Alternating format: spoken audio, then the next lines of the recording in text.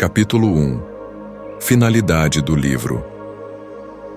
Deus, faz que eu te conheça, meu conhecedor, que eu te conheça como de ti sou conhecido. Virtude de minha alma, penetra-a, assemelha-a a ti, para que a tenhas e possuas, sem mancha nem ruga. Esta é a esperança com que falo, e nesta esperança me alegro quando gozo de sã alegria. Tudo o mais desta vida, tanto menos se há de chorar, quanto mais o choramos, e tanto mais teríamos que chorar, quanto menos o choramos. Mas tu amaste a verdade, porque quem a pratica alcança a luz. Eu desejo praticá-la em meu coração diante de ti, por esta minha confissão e diante de muitas testemunhas por meus escritos. Capítulo 2. O que é confessar a Deus? E para ti, Senhor, que conheces o abismo da consciência humana, que poderia haver de oculto em mim, ainda que não tu quisesse confessar? Poderia apenas esconder-te de mim e nunca me esconder de ti, agora que meus gemidos dão testemunho do desagrado que sinto por mim. Tu me iluminas e me agradas, e és amado e desejado, a ponto de eu me envergonhar de mim. Renuncio a mim para te escolher, e não quero agradar a ti ou a mim, senão por teu amor. Portanto, assim como sou, Senhor, tu me conheces. Já te disse com que escopo me vou confessando a ti. Faço esta confissão, não com palavras e vozes do corpo, mas com as palavras da alma e o brado da inteligência, que teus ouvidos conhecem. Quando sou mau, confessar-me a ti é o mesmo que desprezar a mim próprio. Quando sou bom, é apenas nada atribuir a mim mesmo. Porque tu, Senhor, abençoas o justo, mas antes tornas justo ao pecador. Assim, meu Deus, a confissão que faço em tua presença é, e não é, silenciosa.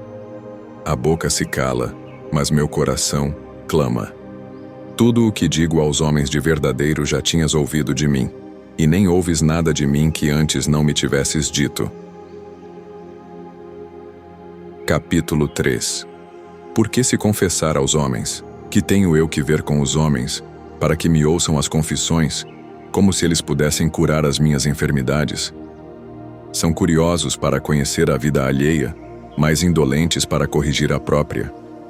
Por que desejam ouvir de mim quem sou, quando não se importam em saber de ti o que são?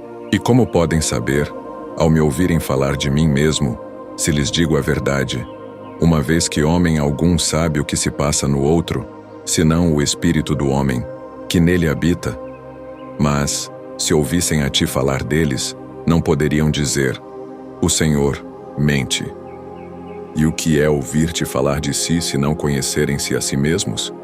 E quem, conhecendo a si mesmo, pode dizer: é falso, sem mentir? A caridade crê em tudo, pelo menos entre corações que ela unifica em si por seus laços. Por isso também eu, Senhor, me confesso a ti, para que me ouçam os homens. A eles não posso provar que falo a verdade, mas creem-me aqueles cujos ouvidos a caridade abre para mim. Mas tu, médico da minha alma, faze-me ver claramente a utilidade de meu propósito, as confissões de meus pecados passados, que já perdoaste e esqueceste, para me fazer feliz em ti, transformando minha alma com tua fé e teu sacramento, levam o coração dos que as leem e ouvem a não dormir no desespero, dizendo: não posso. Mas despertem para o amor pela tua misericórdia e para a doçura de tua graça, que fortalece o fraco, e este se dá conta de sua debilidade. Os bons, por sua vez, se agradam em ouvir os pecados passados daqueles que já não sofrem. Agrada-lhes não por serem pecados, mas porque o foram, e agora já não o são.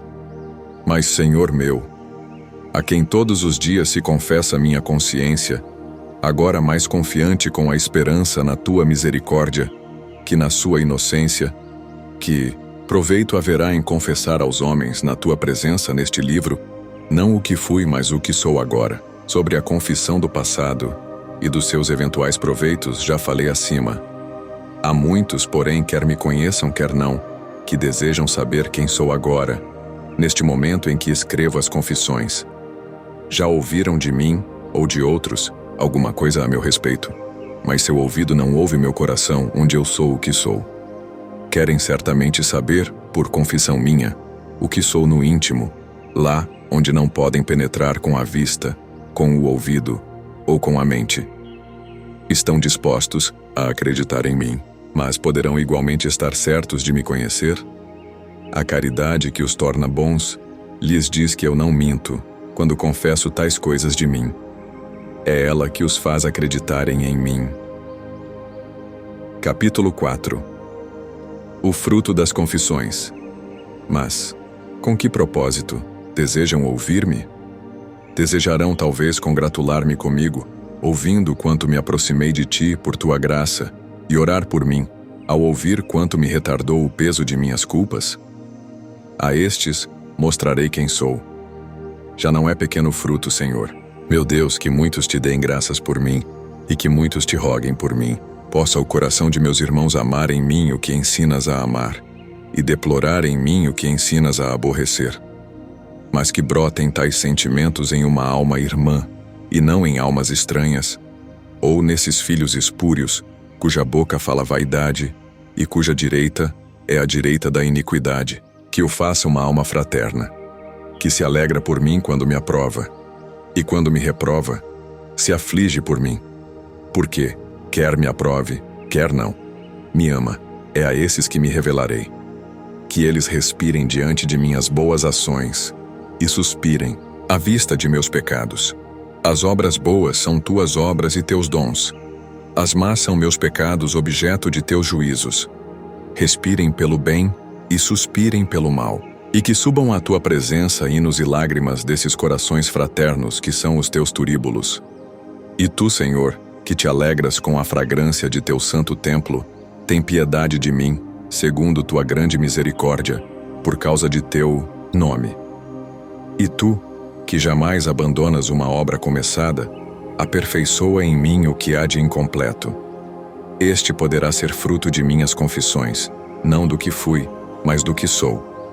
Farei minha confissão, não apenas a ti, com íntima alegria mesclada de temor e com secreta tristeza mesclada de esperança, mas também para os homens que compartilham minha alegria e minha mortalidade, meus concidadãos e peregrinos como eu, quer os que me precederam, quer os que me seguem, ou me acompanham no caminho da vida. Estes são teus servos, meus irmãos, que tu quiseste fossem filhos teus e meus senhores, e a quem me mandaste servir, se quisesse viver contigo e de ti. Mas este preceito teria sido de pouco valor para mim, se teu verbo o tivesse proferido apenas com palavras, e não tivesse mostrado o caminho com a obra. Eis que eu o imito pela ação e pelas palavras, e o faço, à sombra de tuas asas. O perigo seria grande demais se minha alma aí não se abrigasse, e se minha fraqueza não te fosse conhecida. Sou como uma criança, mas meu Pai vive sempre e é meu tutor idôneo. Ele é, há um tempo, o que me gerou e o que me protege. Tu és todo o meu bem, tu onipotente que estás comigo, mesmo antes de eu estar contigo. Revelarei, pois, a estes a quem me mandas servir, não como fui, mas como já sou agora e como ainda não sou. Mas não quero julgar-me a mim mesmo. Assim é que peço para ser ouvido. Capítulo 5. A ignorância do homem. És tu, Senhor, quem me julga, porque ninguém conhece o que se passa no homem, a não ser o seu espírito que nele está. Todavia, há no homem coisas que até o espírito que nele habita ignora. Mas tu, Senhor, que o criaste, conheces todas as coisas. E eu, embora diante de ti me despreze e me considere como terra e cinza, sei algo de ti que ignoro de mim mesmo. É certo que agora vemos por espelho, em enigmas, e não face a face. Por isso, enquanto peregrino longe de ti, estou mais presente a mim do que a ti. Sei que em nada pode ser prejudicado, mas ignoro a que tentações posso resistir e a quais não posso. Todavia há esperança, pois és fiel, e não permites que sejamos tentados além de nossas forças. Com a tentação dás também meios para suportar, para que possamos resistir. Confessarei, portanto, o que sei de mim, e também o que de mim ignoro, porque o que sei de mim, só o sei porque me iluminas, e o que de mim ignoro continuarei ignorando, até que minhas trevas se transformem em meio-dia em tua presença. Capítulo 6. Quem é Deus? O que sei, Senhor, sem sombra de dúvida, é que te amo. Feriste meu coração com tua palavra, e te amei. O céu, a terra e tudo quanto neles existe, de todas as partes me dizem que te ame, nem cessam de repeti-lo a todos os homens, para que não tenham desculpas. Terás compaixão mais profunda de quem já te compadeceste, e usarás de misericórdia com quem já foste misericordioso. De outro modo, o céu e a terra cantariam teus louvores a surdos. Mas que amo eu, quando te amo? Não amo a beleza do corpo, nem o esplendor fugaz, nem a claridade da luz, tão cara a estes meus olhos, nem as doces melodias das mais diversas canções, nem a fragrância de flores, de ungüentos e de aromas, nem o maná, nem o mel, nem os membros tão afeitos aos amplexos da carne. Nada disto amo quando amo o meu Deus.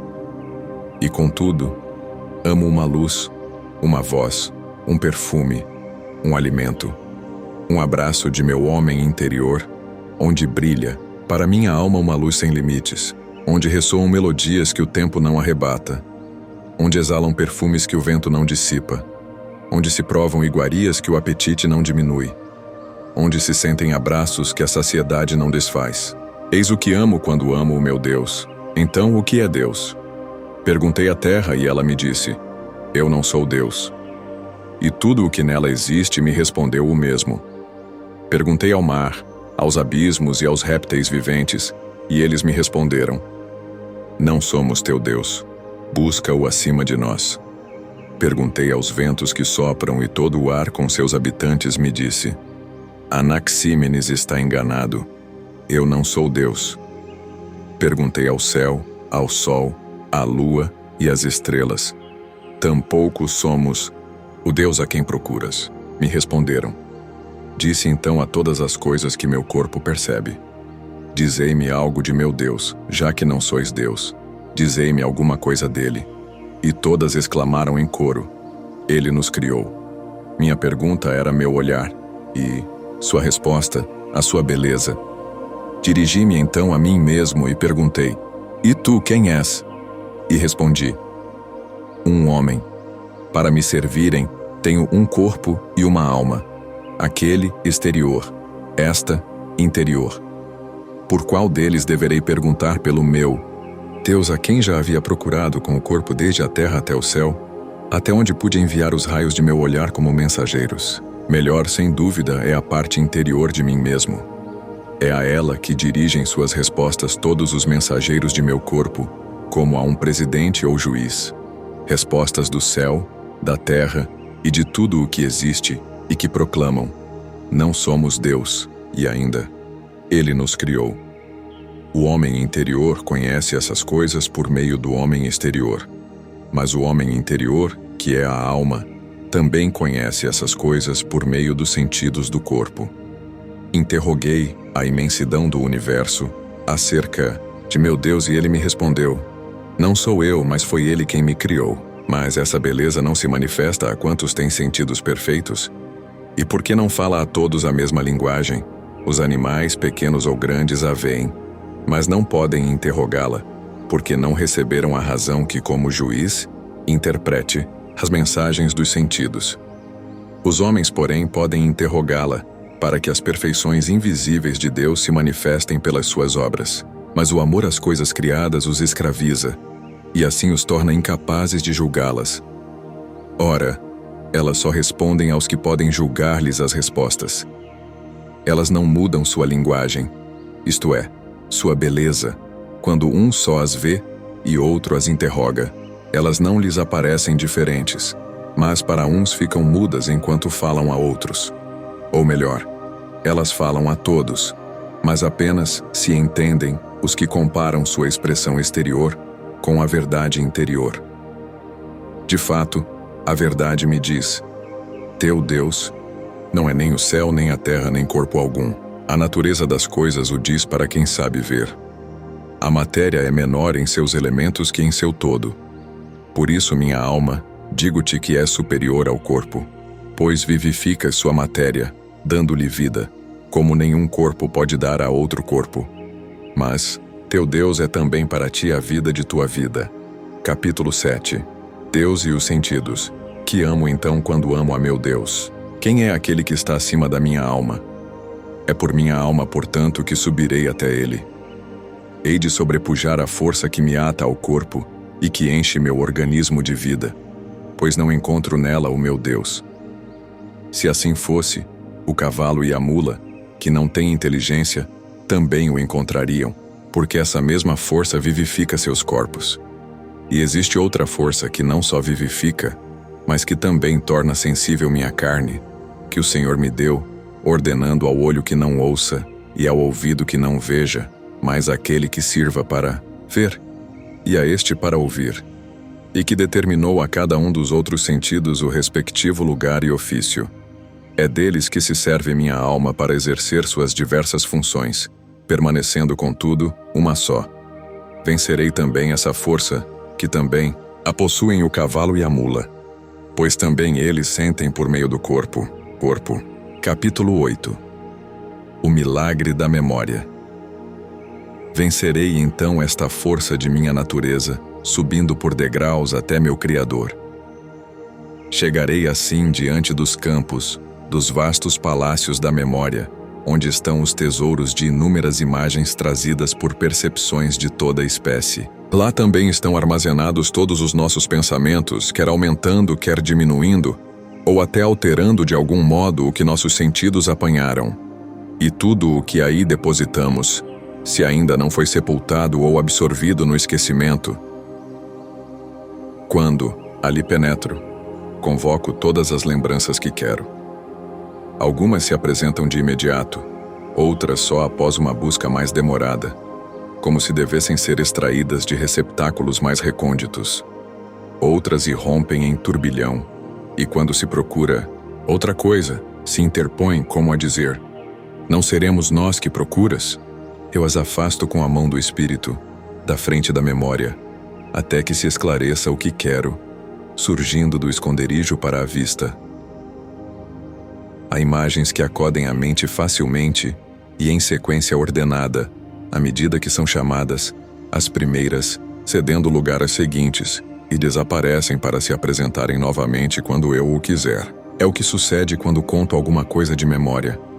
Ali se conservam também, distintas em espécies, as sensações que aí penetraram, cada qual por sua porta. A luz, as cores, as formas dos corpos, pelos olhos, toda espécie de sons, pelos ouvidos, todos os odores pelas narinas, todos os sabores pela boca, enfim, pelo tato de todo o corpo, o duro e o brando, o quente e o frio, o suave e o áspero, o pesado e o leve, quer extrínseco, quer intrínseco ao corpo. A memória armazena tudo isso em seus vastos recessos, em suas secretas e inefáveis sinuosidades, para lembrá-lo e trazê-lo à luz, conforme a necessidade. Todas essas imagens entram na memória por suas respectivas portas, sendo ali armazenadas.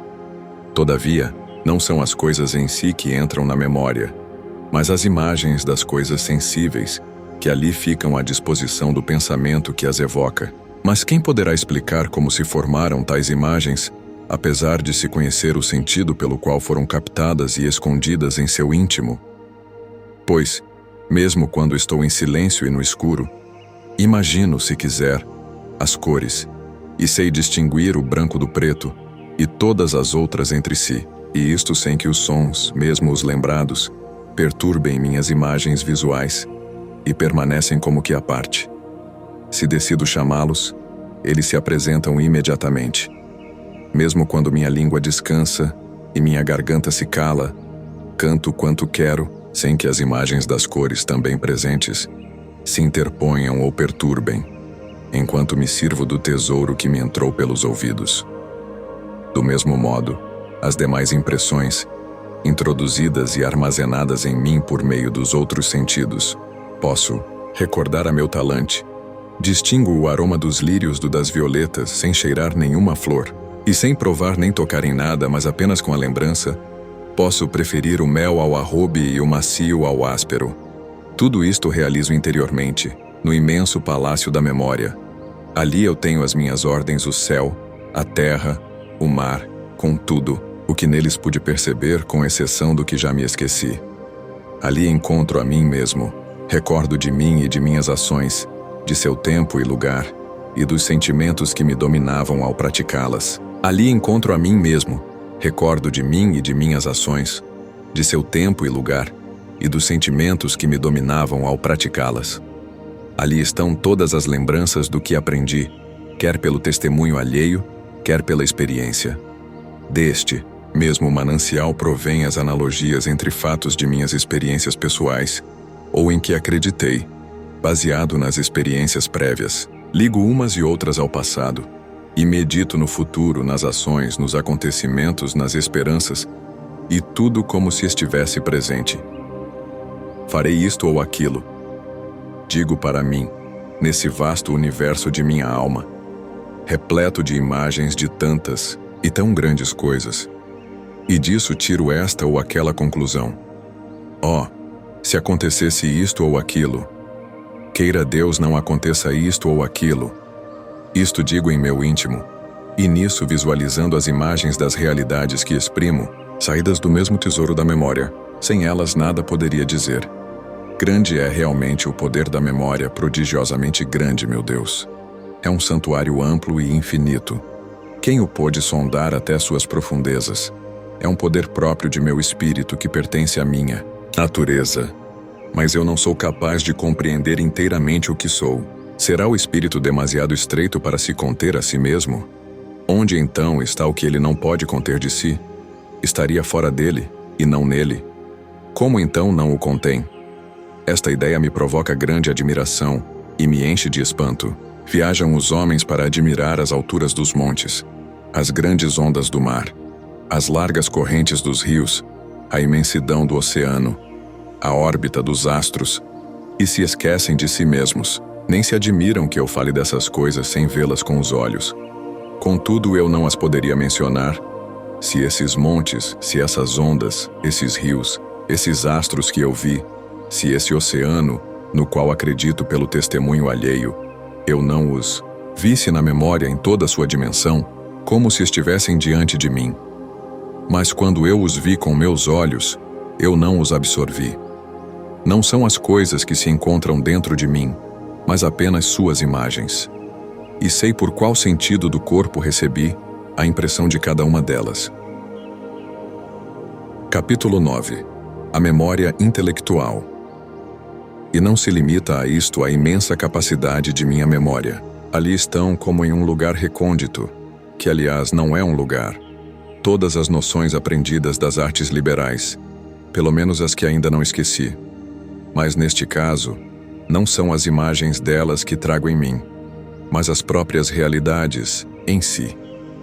As noções de literatura, a dialética, as diferentes espécies de questões, tudo o que sei a respeito desses problemas estão em minha memória, mas não estão ali como a imagem solta de uma coisa, cuja realidade se deixou fora. Nesse caso, seria como um som que se ouve e passa, como a voz que deixa no ouvido um rastro, que permite que a lembremos, como se ainda soasse, embora já não soe, ou como o perfume que, ao passar e desvanecer-se no ar, atinge o olfato e grava sua imagem na memória, imagem que a lembrança reproduz, ou como o alimento, que perde o sabor no estômago, mas o conserva na memória, ou como um corpo que se sente pelo tato e que, ausente, é imaginado pela memória. Todas essas realidades não nos penetram à memória, mas tão somente são captadas as suas imagens com maravilhosa rapidez e dispostas, digamos, em compartimentos admiráveis, de onde são extraídas pelo milagre da lembrança. Capítulo 10. Memória dos sentidos. Ouço dizer que há 3 gêneros de questões, a saber, se uma coisa existe, qual a sua natureza e qual sua qualidade. Retenho a imagem dos sons de que se compõem estas palavras, e sei que estes atravessaram o ar como ruído e já não existem, mas as realidades significadas por tais palavras, eu jamais atingi com nenhum sentido do corpo, nem as vi em nenhuma parte fora de meu espírito. O que gravei na minha memória não são suas imagens, mas as próprias realidades. Que me digam, se o puderem, por onde entraram em mim. Percorro em vão todas as portas do meu corpo e não descubro por onde poderiam ter entrado. Com efeito, os olhos dizem: se são coloridas, fomos nós que as transmitimos. Os ouvidos dizem: se eram sonoras, foram por nós comunicadas. As narinas dizem: se tinham cheiro, passaram por aqui.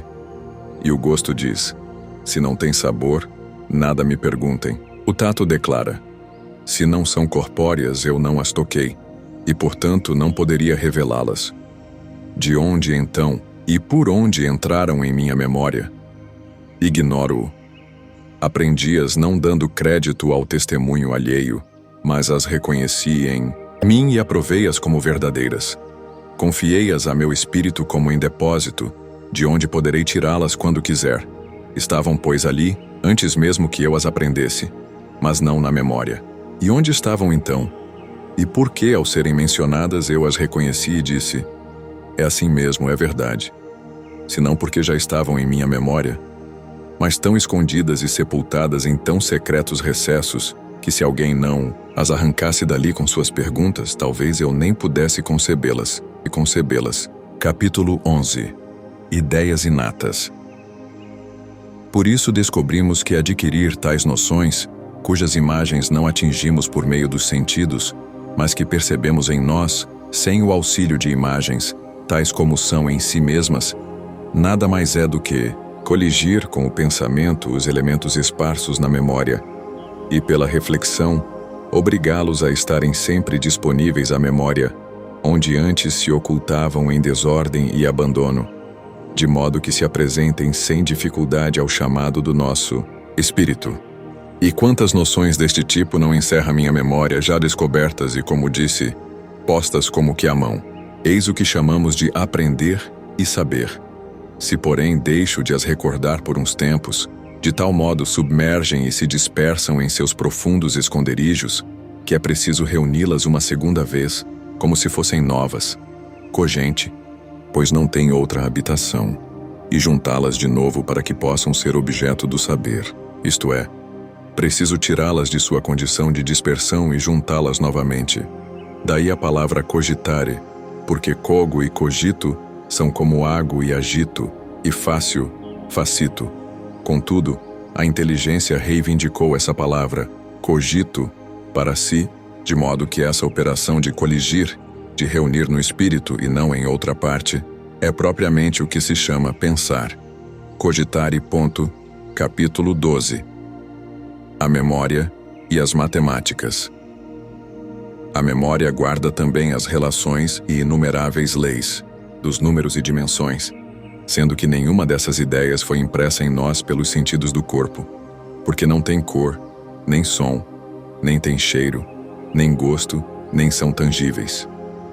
Ouço, quando delas se fala, os sons das palavras que as exprimem, mas uma coisa são os sons, e outra bem diferente são as ideias que elas significam.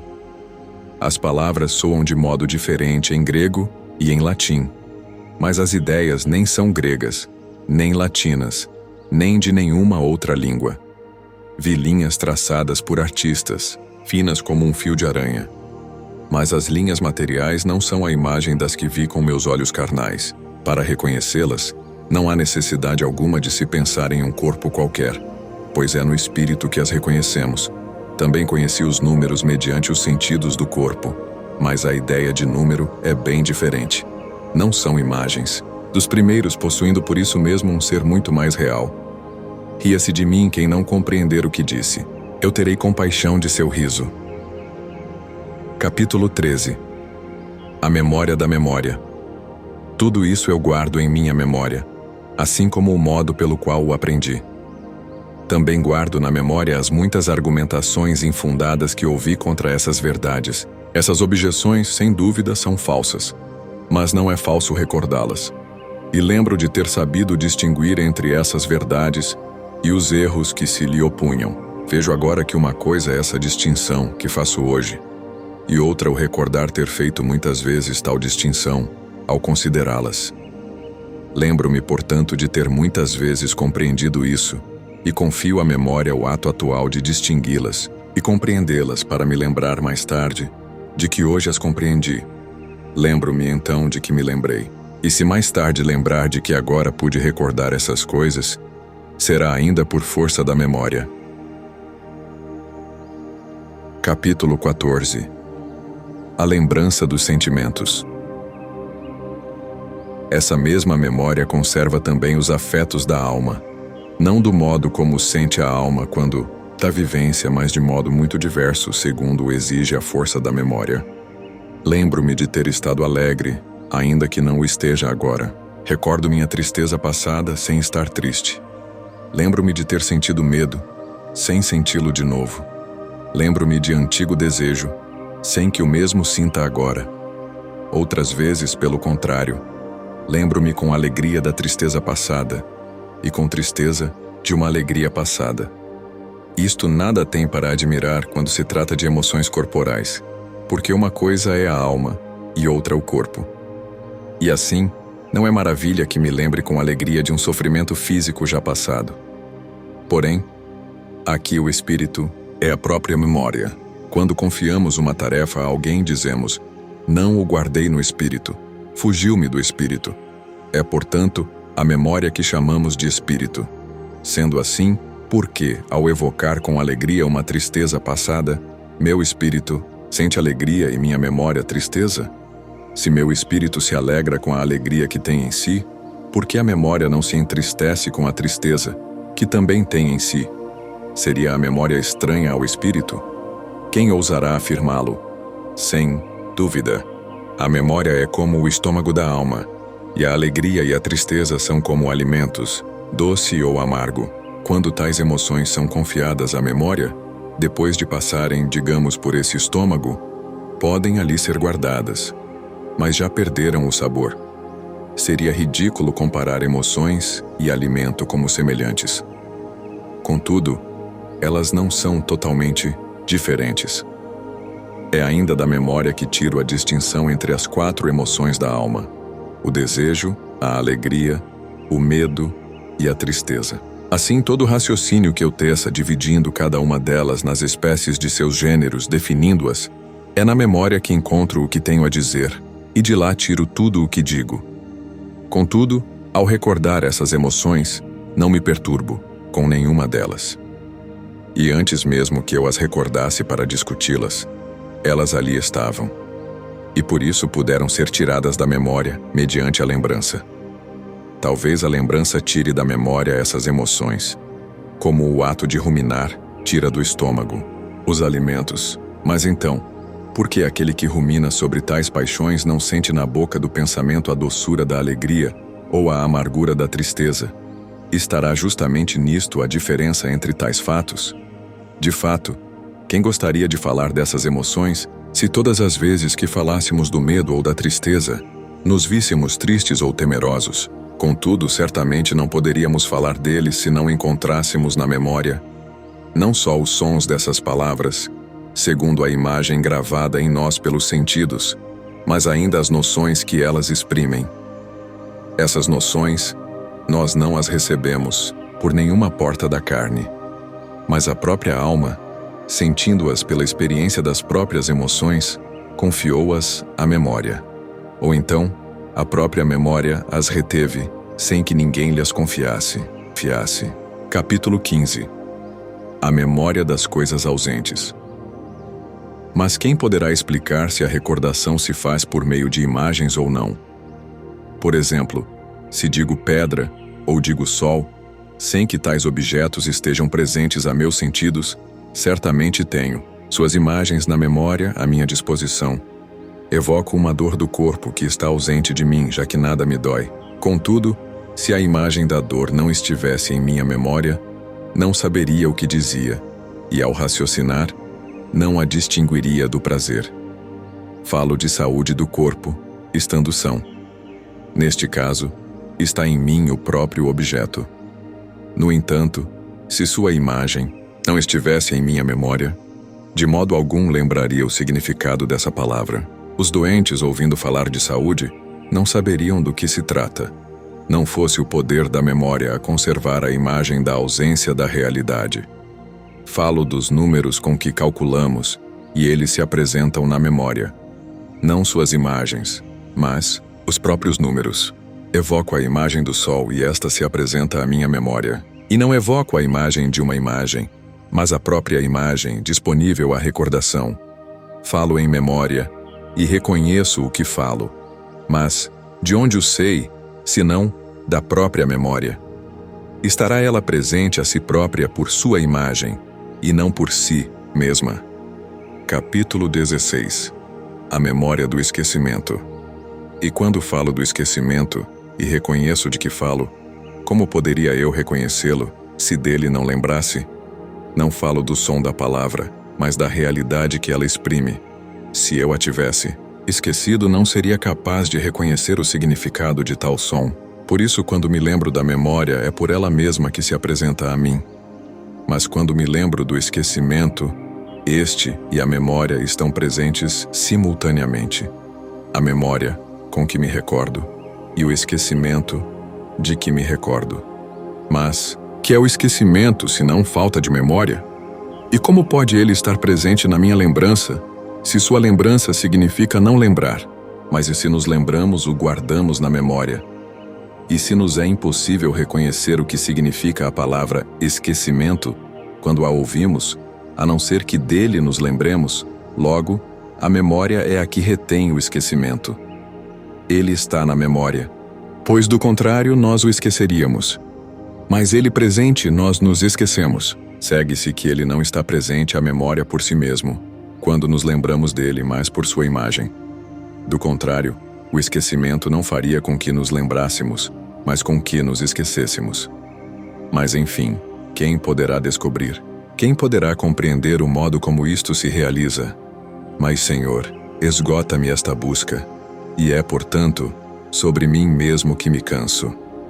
Tornei-me para mim mesmo uma terra de dificuldades e árduos labores. Porque não exploro agora as regiões do firmamento, nem meço as distâncias dos astros, nem busco as leis do equilíbrio da terra. Sou eu que me lembro, eu, o meu espírito. Não é de admirar que esteja longe de mim tudo o que não sou eu. Todavia, que há mais perto de mim do que eu mesmo. No entanto, é-me impossível compreender a natureza de minha memória, sem a qual eu nem poderia pronunciar meu próprio nome. Que direi então, desde que tenho a certeza que lembro do esquecimento? Diria talvez que não está em minha memória o que recordo. Ou talvez direi que o esquecimento está em minha memória, para que não o esqueça. Ambas hipóteses são grandes absurdos. Vejamos uma terceira hipótese. Poderei eu afirmar que minha memória retém a imagem do esquecimento, e não o esquecimento em si? Quando dele me lembro, com que fundamento, pois, poderei dizê-lo, se para que se grave na memória a imagem de um objeto, é necessário que este esteja presente antes? De onde emana a imagem a ser gravada? É assim que lembro de Cartago, e assim de todos os outros lugares por que passei. Assim me lembro do rosto dos homens que vi, e das coisas que meus sentidos me deram a conhecer. Assim, me lembro ainda da dor física. Coisas cujas imagens a memória fixou quando estavam presentes, para que eu as pudesse contemplar e repassar em espírito, quando eu as evocasse na sua ausência. Se, pois, é a imagem do esquecimento, que está na memória, e não ele mesmo, é evidente que, em algum momento, esteve presente, para que sua imagem fosse fixada. Mas, se estava presente, como podia gravar na memória sua imagem, se o esquecimento apaga, com sua presença, tudo o que lá está impresso? Contudo, seja qual for o mecanismo desse fenômeno, e por mais incompreensível e inexplicável que seja, estou certo de que me lembro do esquecimento, que apaga da memória todas as nossas lembranças. Capítulo 17. Deus e a memória. Grande é o poder da memória, e ela tem algo de terrível, meu Deus, em sua complexidade infinita e profunda. E isto é o Espírito, e isto sou eu mesmo. Que sou, pois, meu Deus? Qual a minha natureza? Vida vária e multiforme, de amplidão imensa. Eis-me em minha memória, em seus campos, antros, inumeráveis cavernas. Tudo isso infinitamente cheio de toda espécie de coisas, também inumeráveis. Umas gravadas em imagens, como os corpos, outras estão sob a forma de não sei que noções e sinais, como os afetos da alma, que a memória conserva quando a alma já não os sente, embora tudo o que está na memória esteja também no espírito. Percorro em todas as direções este mundo interior. Vou de um lado para outro e nele me aprofundo o mais possível, sem encontrar-lhe os limites. Tão grande é a vida que reside no homem mortal. Que hei de fazer, pois, meu Deus, minha verdadeira vida? Ultrapassarei também esta faculdade que se chama memória? Ultrapassá-la-ei para chegar a ti, doce luz. Que dizes? Subindo em espírito a ti que estás acima de mim, ultrapassarei também esta minha força que se chama memória. Pois quero atingir-te onde és acessível e unir-me a ti, por onde possa fazê-lo. Também os animais e as aves têm memória, porque de outro modo não voltariam a seus ninhos e tocas nem fariam outras coisas habituais, e nem mesmo poderiam adquirir hábitos sem a memória. Passarei, pois, além da memória, para chegar àquele que me separou dos animais e me fez mais sábio que as aves do céu. Passarei além da memória. Mas, onde te hei de achar, ó Deus verdadeiramente bom, suavidade segura? Onde te hei de encontrar? Se te encontro sem minha memória, estou esquecido de ti. E se não me lembro de ti, como te poderei encontrar? Capítulo 18. A memória das coisas perdidas. Uma mulher perdeu uma dracma e a procurou com sua lanterna, mas, se não se lembrasse dela, não a haveria de encontrar. De fato, se dela não lembrasse, como poderia saber, ao achá-la, que era aquela? Lembro-me de ter procurado e achado muitas coisas perdidas. Sei disso porque, estando eu à procura, me diziam: por acaso é esta? Por acaso é aquela? E eu sempre respondia que não, até encontrar o que procurava. Se não, tivesse fixado a lembrança do objeto, fosse o que fosse, ainda que me fosse mostrado, não o encontraria, pois não o poderia reconhecer. E sempre que perdemos e achamos alguma coisa, acontece o mesmo. Se alguma coisa desaparece de nossa vista, e não da memória, como sucede com um corpo visível, conservamos interiormente sua imagem e o procuramos, até que apareça a nossos olhos. Quando for encontrado, será reconhecido de acordo com essa imagem interior. Não podemos dizer que encontramos um objeto perdido se não o reconhecemos. Nem o podemos reconhecer se dele não lembramos. Tinha, pois, desaparecido da nossa vista, mas era conservado pela memória. Capítulo 19. A memória das lembranças. E quando a própria memória perde uma lembrança, como acontece quando nos esquecemos de algo e procuramos recordá-la, o que se passa? Onde afinal a procuramos senão na própria memória? E se esta por acaso nos oferece uma coisa por outra, a repelimos, até que apareça o que buscamos. E assim que aparece, dizemos: é isto. E assim não diríamos se não a reconhecêssemos. E não a reconheceríamos se dela não houvesse registro. É certo, portanto, que já a havíamos esquecido. Ou será que ela não se apagara totalmente de nossa memória? Por meio da parte que nos ficou impressa, procuramos a outra. A memória, nesse caso, teria ciência de não poder, como de ordinário, fornecer a lembrança em seu conjunto, e mutilada, reclamaria a parte faltante. É o que sucede quando vemos uma pessoa conhecida, ou nela pensamos, sem poder recordar seu nome. Se outro nome nos apresenta ao espírito, não o associamos a tal pessoa. Por isso o afastamos, até que se apresenta um que concorde com nossa representação habitual da pessoa. Mas, donde nos vem este nome, senão da memória?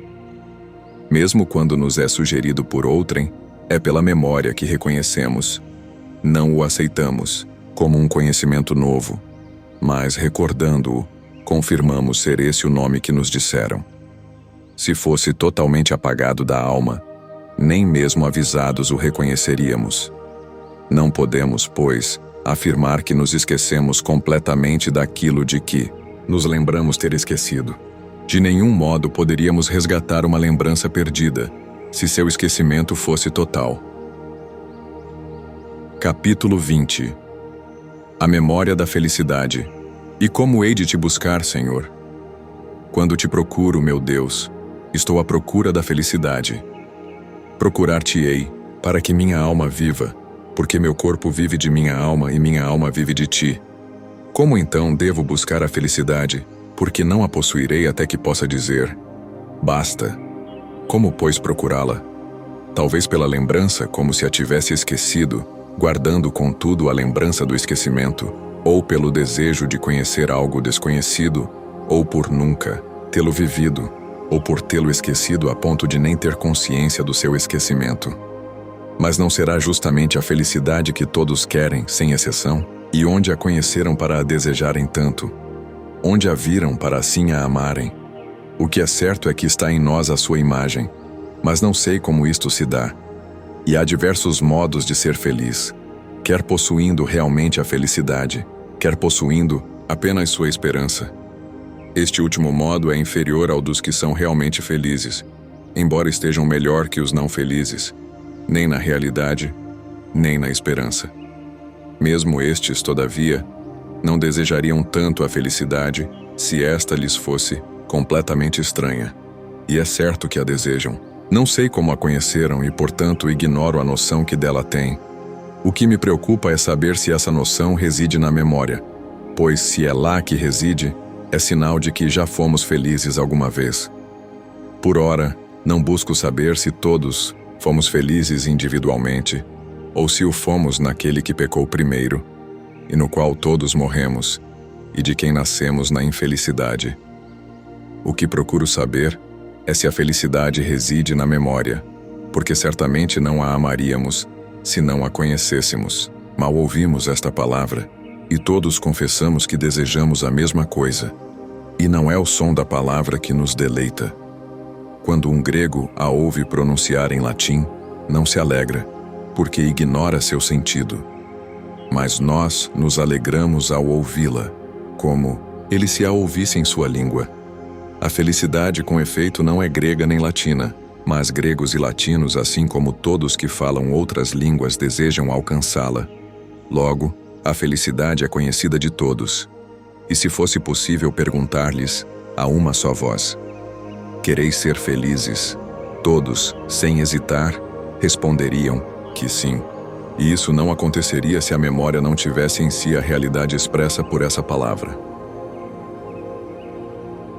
Capítulo 21. A memória do que nunca tivemos. Podemos comparar essa lembrança à que conserva de Cartago quem a viu? Não. A felicidade não se vê com os olhos, pois não é corporal. Seria, pois, comparável à lembrança dos números? Também não, pois quem conhece os números não deseja adquiri-los. Pelo contrário, a ideia da felicidade nos inclina a amá-la e a querer possuí-la para sermos felizes.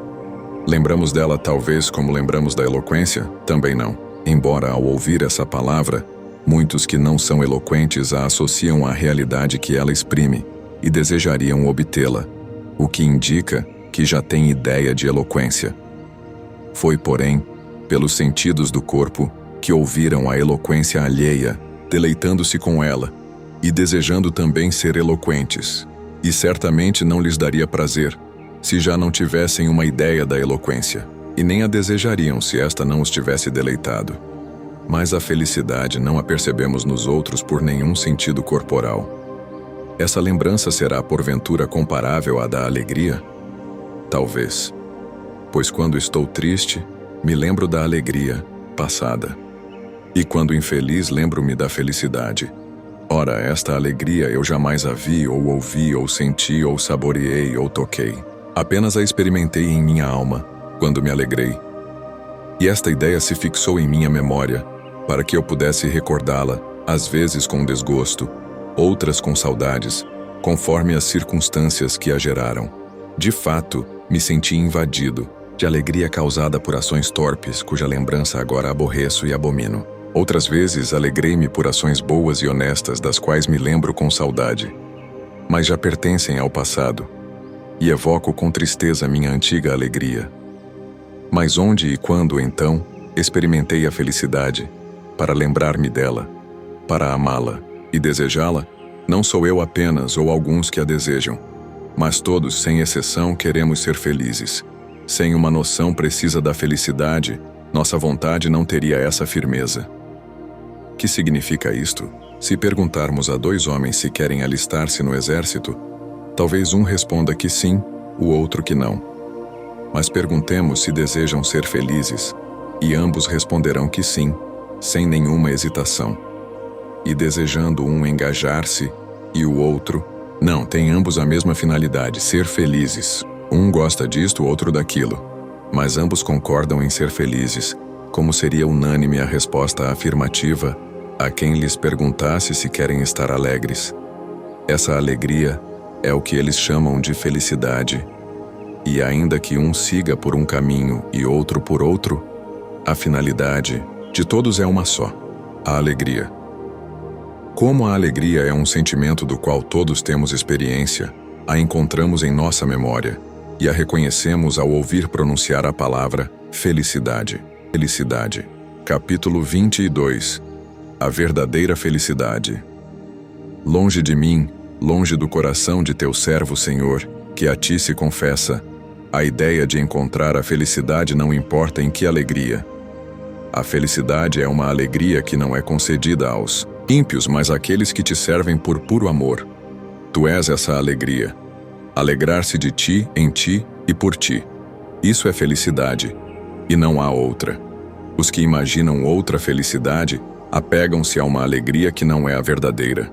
Contudo, sempre há uma imagem da alegria da qual sua vontade não se afasta. Capítulo 23. Felicidade e verdade. Poderemos então concluir que nem todos desejam ser felizes, pois há aqueles que não querem buscar em ti sua alegria, tu que és a única felicidade. Ou talvez todos a queiram, mas como a carne combate contra o espírito, e o espírito contra a carne, com isso se contentam, porque não querem com força bastante aquilo que não podem para obtê-lo. Pergunto a todos se preferem encontrar a alegria na verdade ou no erro. Ninguém hesita em declarar que prefere a verdade, como em dizer que quer ser feliz. É que a felicidade é a alegria que provém da verdade. E essa alegria é a que nasce de ti, que és a própria verdade. Ó meu Deus, minha luz, saúde de meu rosto. Todos querem essa vida, a única feliz. Essa alegria que se origina na verdade. Encontrei muitos que gostam de enganar, mas ninguém que quisesse ser enganado. Onde então conheceram a felicidade, senão onde conheceram a verdade? Visto que não querem ser enganados, também amam a verdade. E desde que amam a felicidade, que nada mais é que a alegria proveniente da verdade, certamente também amam a verdade. E não a amariam se não retivessem dela na sua memória alguma noção. Por que então não se alegram com ela? Por que não são felizes? Porque se empolgam demais com outras coisas, que os tornam mais infelizes do que a verdade, de que se recordam fracamente, e que os faria felizes. Há ainda um pouco de luz entre os homens. Caminhem, caminhem, para que as trevas não os surpreendam. Mas, por que a verdade gera o ódio? Por que os homens olham como inimigo aquele que a prega em teu nome, uma vez que amam a felicidade, que mais não é que a alegria nascida da verdade? Talvez por amarem a verdade de tal modo que tudo de diferente, que amam, querem que seja verdade. E não admitindo ser enganados, também não querem ser convencidos de seu erro. Desse modo, detestam a verdade por amarem aquilo que tomam pela verdade. Amam-na quando ela brilha, mas odeiam-na quando os repreende. E como não querem ser enganados, mas enganar, eles a amam quando ela se manifesta, mas a odeiam quando ela os denuncia. Porém ela os castiga. Não querem ser descobertos pela verdade, mas esta os denuncia, sem que por isso se manifeste a eles. É assim o coração do homem, cego e lerdo, torpe e indecente. Quer permanecer oculto, mas não quer que nada lhe seja ocultado. Em castigo, sucede-lhe o contrário. Não consegue esconder-se da verdade, enquanto esta lhe continua oculta. Contudo, apesar de tão infeliz, prefere encontrar alegrias na verdade que no erro. Será, portanto, feliz quando, livre de perturbações, se alegrar somente na verdade, origem de tudo o que é verdadeiro. Capítulo 24. Deus e a memória. Eis como esquadrinhei minha memória em tua procura, Senhor. Não me foi possível encontrar-te fora dela. Nada encontrei de ti que não fosse lembrança. E nunca me esqueci de ti desde que te conheci. Onde encontrei a verdade, aí encontrei a meu Deus, que é a própria verdade. E desde que aprendi a conhecer a verdade, nunca mais a esqueci. Por amai, isso desde que te conheço permaneces em minha memória. É lá que te encontro quando me lembro de ti, e quando sou feliz em ti. Estas são as santas delícias que me deste em tua misericórdia, olhando para minha pobreza. Capítulo 25. Recapitulação. Onde habitas em minha memória, Senhor? Em que lugar dela estás? Que esconderijo construíste aí? Que santuário aí edificaste para ti? Deste-me a honra de morar em minha memória, mas em que parte dela resides? É o que quero agora descobrir. Quando me recordei de ti, ultrapassei aquela região da memória que também os animais possuem, pois não te encontrei entre as imagens dos objetos corpóreos. E cheguei àquela parte onde depositei os afetos de minha alma, mas também aí não te encontrei. Cheguei à morada que meu próprio espírito possui na memória, porque também o espírito lembra de si mesmo. Mas nem ali estavas. Isso porque não és imagem corpórea, nem afeto de ser vivo como a alegria, a tristeza, o desejo, o temor, a lembrança, o esquecimento e outros semelhantes. E nem és meu próprio espírito, porque és o Senhor e Deus do espírito. E tudo isso é mutável, enquanto permaneces imutável e subsistes acima de todas as coisas. E te dignaste habitar em minha memória desde que te conheço. Mas por que perguntar em que lugar da memória habitas, como se a memória tivesse compartimentos?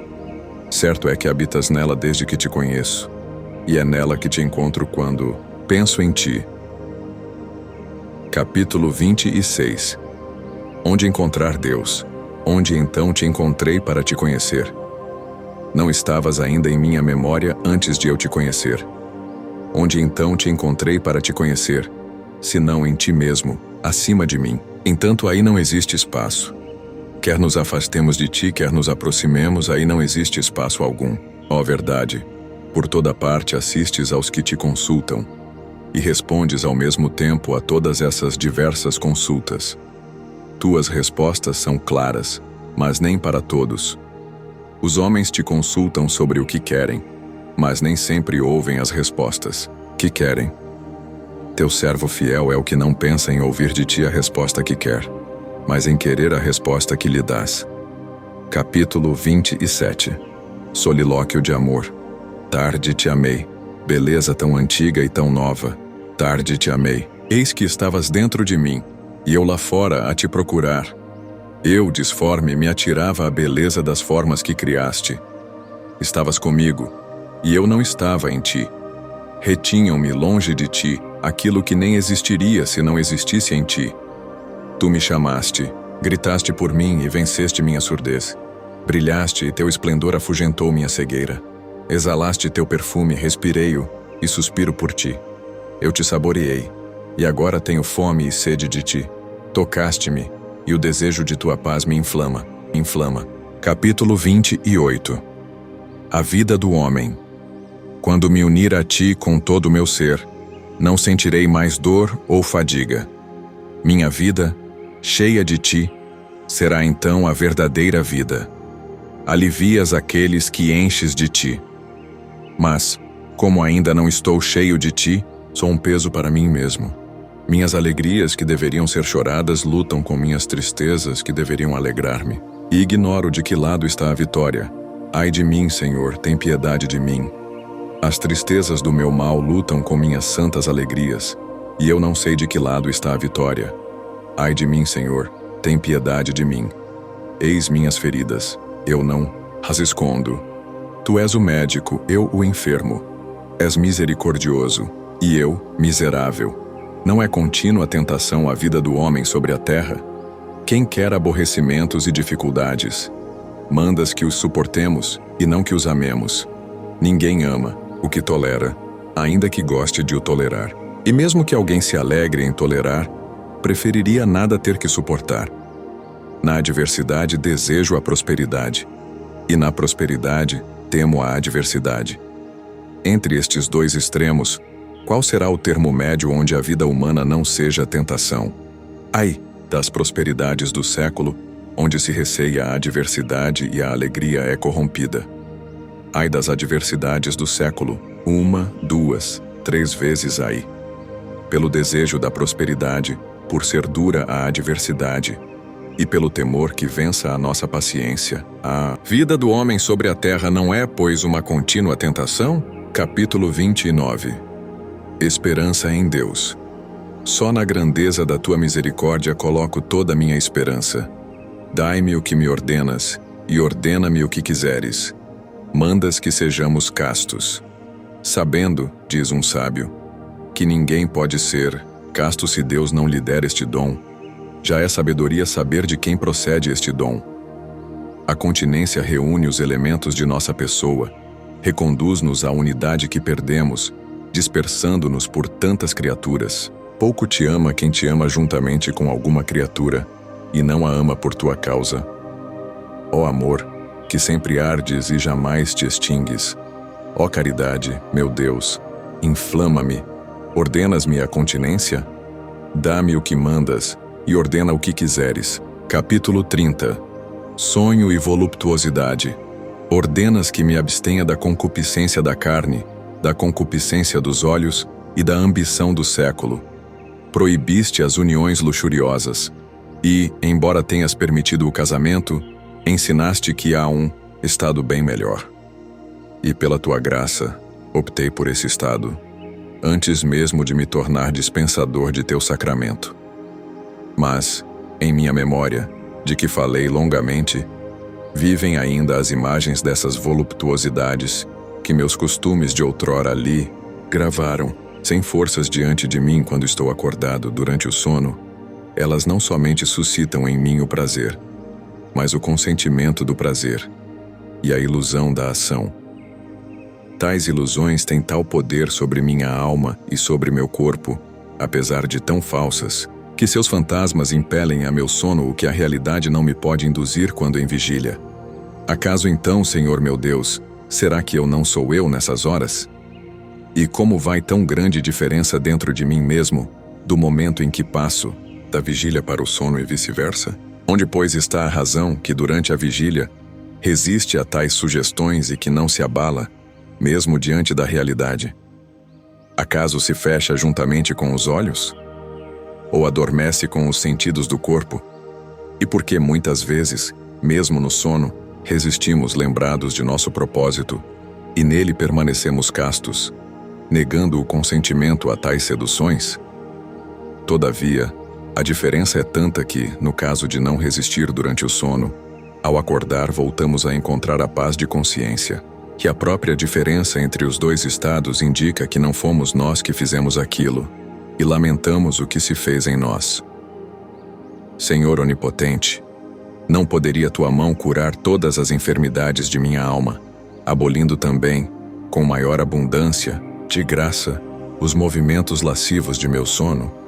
Cada vez mais multiplica, Senhor, o número de tuas bondades para comigo, para que minha alma, livre do visco da concupiscência, siga até chegar a ti, para que não seja rebelde, nem mesmo durante o sono, para que pelo estímulo de imagens bestiais, não só não cometa essas torpezas degradantes até a lascívia carnal, mas que nem mesmo consinta nisso.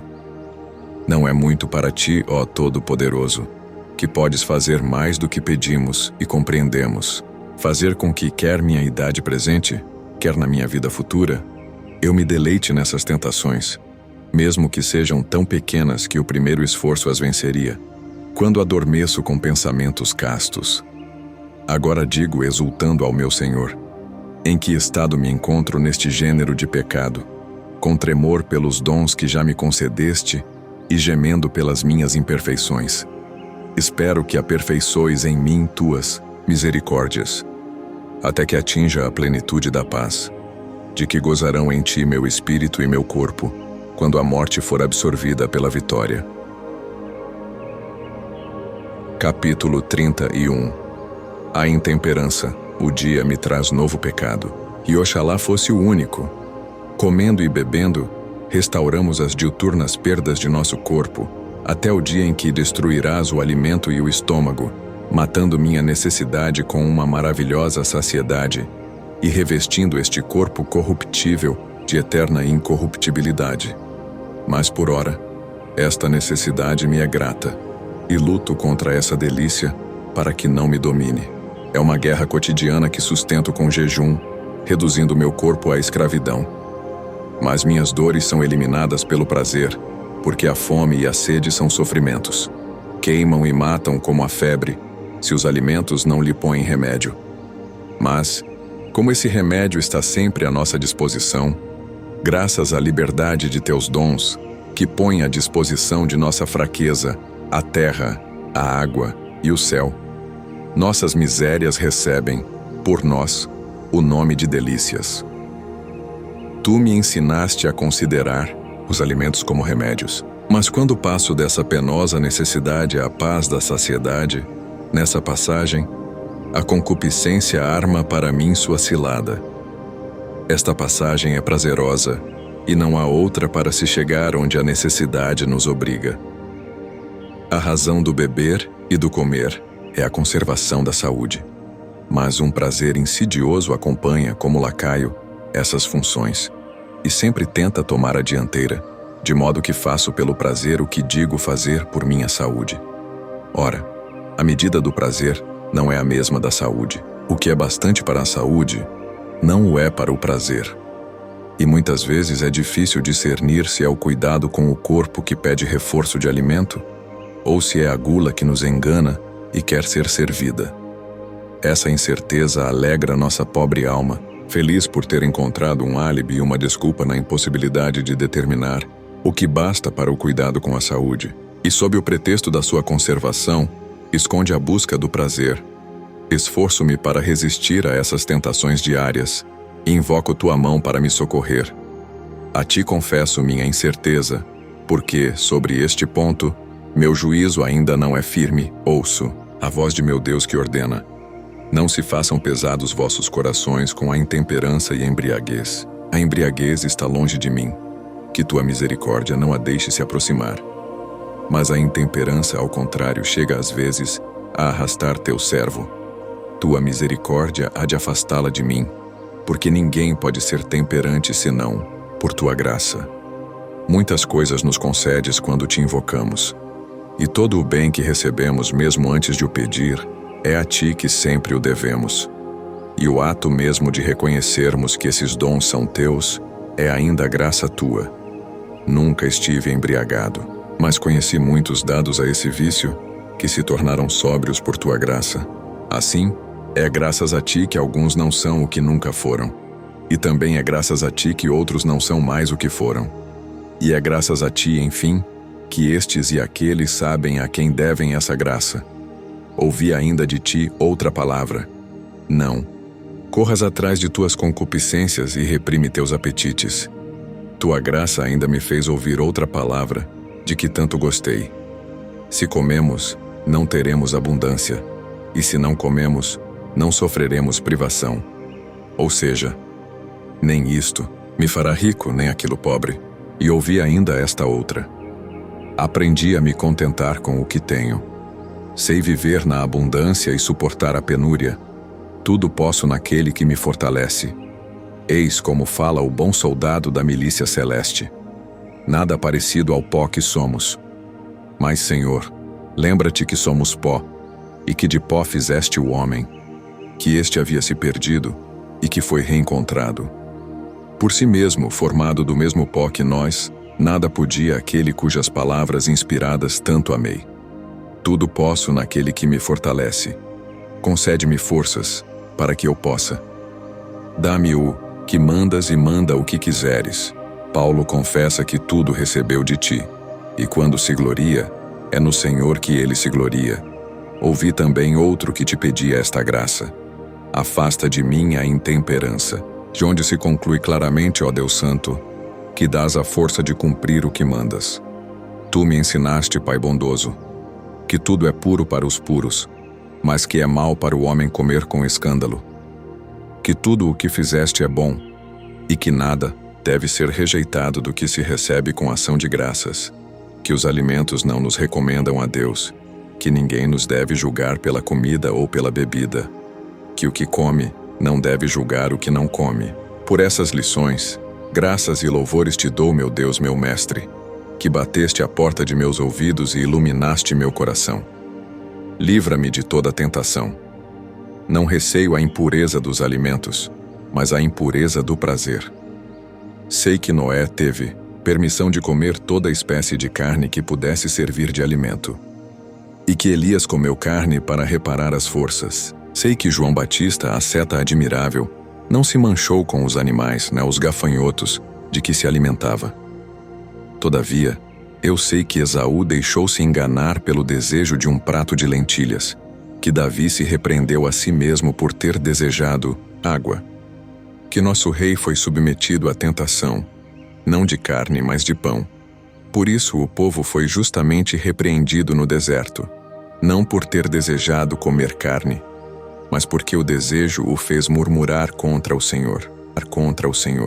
Exposto a estas limitações, luto diuturnamente contra a concupiscência do comer e do beber, pois não é coisa que possa cortar de uma vez por todas, apenas com o propósito de nunca mais recair, como fiz com a luxúria. É uma rédea imposta a meu paladar, ora para afrouxá-la, ora para retesá-la.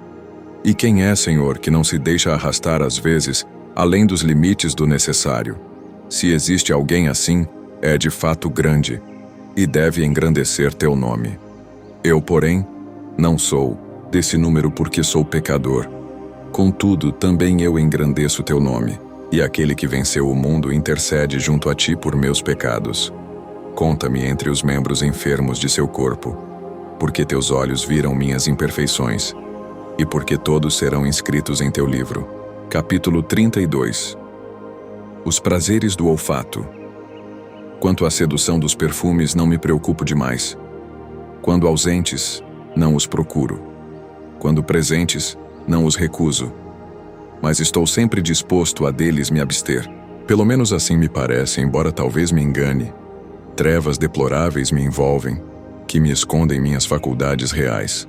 Por isso, quando meu espírito indaga a respeito de suas forças, bem sabe que não pode confiar em si mesmo, por seu íntimo permanecer muitas vezes insondável, até que a experiência lhe o manifeste.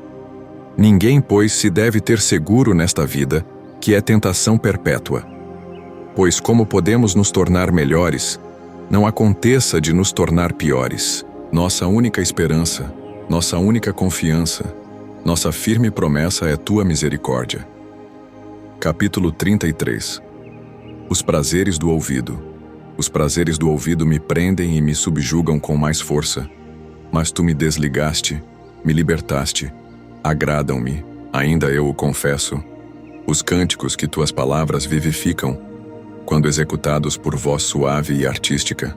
Todavia eles não me prendem, e deles posso me desvencilhar quando quero, para assentarem no meu íntimo, em companhia com os pensamentos que lhe dão vida, buscam em meu coração um lugar de dignidade. Mas eu me esforço, ou me ofereço, para ceder-lhes só o lugar conveniente. Às vezes parece-me tributar-lhes mais atenção do que devia. Sinto que tuas palavras santas, acompanhadas do canto, me inflamam de piedade mais devota e mais ardente do que se fossem cantadas de outro modo. Sinto que as emoções da alma encontram na voz e no canto, conforme suas peculiaridades, seu modo de expressão próprio, um misterioso estímulo de afinidade. Mas o prazer dos sentidos, que não deveria seduzir o espírito, muitas vezes me engana. Os sentidos não se limitam a seguir humildemente a razão. O mesmo tendo sido admitidos graças a ela, buscam precedê-la e conduzi-la. É nisso que peco sem o sentir, embora depois o perceba. Outras vezes, porém, querendo exageradamente, evitar este engano, peco por excessiva severidade. Chego ao ponto de querer afastar de meus ouvidos e da própria igreja a melodia dos suaves cânticos que habitualmente acompanham os salmos de Davi. Nessas ocasiões, parece-me que o mais seguro seria adotar o costume de Atanásio, bispo de Alexandria. Segundo me relataram, ele os mandava recitar com tão fraca inflexão de voz que era mais uma declamação do que um canto.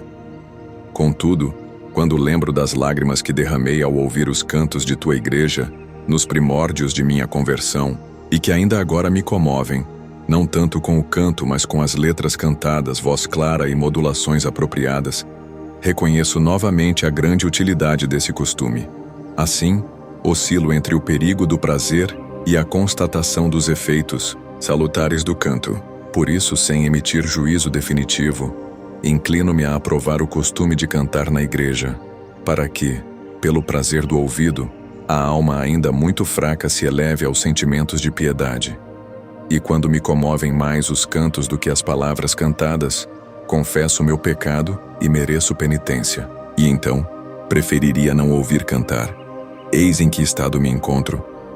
Chorai comigo, e chorai por mim, vós que alimentais no coração a virtude, fonte de boas obras. Porque vós, a quem isso não afeta, sois insensíveis a tudo isso. E tu, Senhor meu Deus, escuta, olha e vê. Tem piedade de mim, cura-me. Eis que me tornei um problema para mim mesmo sob teu olhar, e aí está, precisamente, meu mal. Capítulo 34. O prazer dos olhos. Resta ainda falar do prazer destes olhos carnais. Oxalá que os ouvidos fraternos e piedosos de teu templo ouvissem a minha confissão, encerrando, assim, as tentações da concupiscência que ainda me perseguem, apesar de meus gemidos e dos desejos de ser revestido de meu tabernáculo, que é o céu. Meus olhos apreciam as formas belas e variadas, as cores brilhantes e amenas. Oxalá elas não me acorrentassem a alma. Oxalá ela só fosse presa pelo Deus que criou coisas tão boas. Ele é meu bem, e não elas. Todos os dias, estando acordado, elas me importunam, sem o descanso das vozes que se calam. E às vezes, de tudo o que existe quando silencia.